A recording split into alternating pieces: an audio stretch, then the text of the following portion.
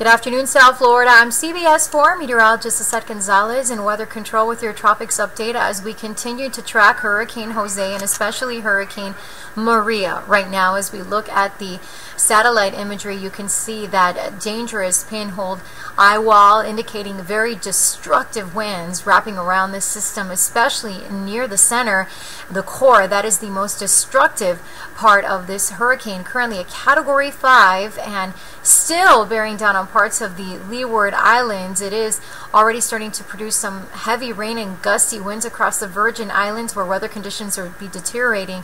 Folks there in St. Croix and Puerto Rico need to complete all final preparations as we are seeing that Hurricane Maria is forecast to head in that general direction, moving west-northwest at 10 miles per hour, currently 115 miles west of Guadalupe with max sustained winds of 160 miles per hour, and overnight tonight into tomorrow morning expected to pass near or over the Virgin Islands and St. Croix, and then by tomorrow morning Cat 4 possibly making a direct landfall here across Puerto Rico, which could be just catastrophic in terms of the damage and devastation, unfortunately. So we, of course, are keeping our thoughts and prayers with our friends who live here across these Caribbean islands. And then, although the forecast cone is a bit just on the northern edge of Hispaniola, still could produce some life-threatening flash floods and mudslides for Dominican Republic and even Haiti for Hispaniola because this is such a massive hurricane. So Cat 4 there, potentially the center being just the north and east of Dominican Republic, but that doesn't mean that we won't see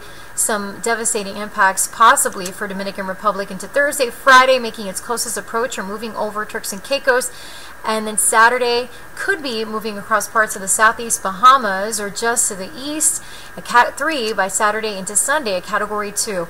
So here's the reason why in Florida we cannot let our guard down just yet, and we need to continue to monitor Maria closely and stay prepared as we take a look historically at some of the major hurricanes that have developed across this region.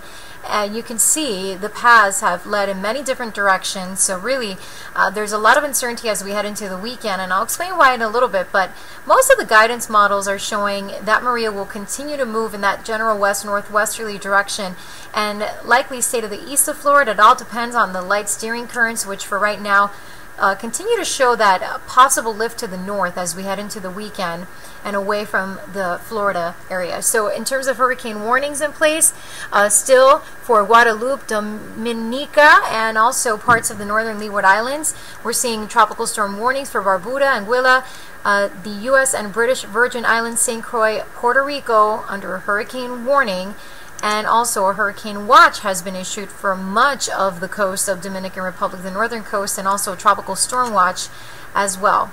And then we have Hurricane Jose, which is still hanging on as a Category 1 and moving to the north at 7 miles per hour, max sustained wind 75 miles per hour, located 335 miles southwest of Nantucket, Massachusetts, expected to weaken to a tropical storm by tomorrow as it moves to the northeast, then to the east by Thursday, Friday. It looks like this is just going to meander here offshore near New England as a depression even into the weekend, and tropical storm warnings are in place around the New England coast, Boston, Cape Cod, Newport, and also New Haven, Long Island, under a tropical storm watch as heavy rain, gusty winds, nor'easter type impacts will be felt here up and down the coastal areas of northeast and New England areas. And we also have rough surf and rip currents up and down the Atlantic seaboard as we have Jose likely lingering there. That will actually provide likely for the pathway for Maria to take that turn to the north, because currently right now what's steering Maria is this blocking Atlantic high, but again because of Jose creating a weakness there in the steering pattern as we head into the weekend, that will create that opportunity for Maria, if you will, to take a turn to the north and stay to the east of Florida. At least that's what the current models are indicating. Of course, if anything changes, we'll let you know. And then we have the remnant area associated with what once was Tropical Depression Lee out in the Central Atlantic. The Hurricane Center is monitoring that just in case of any kind of redevelopment. In the meantime, you can check in on the latest tropics updates right here at CBSMiami.com.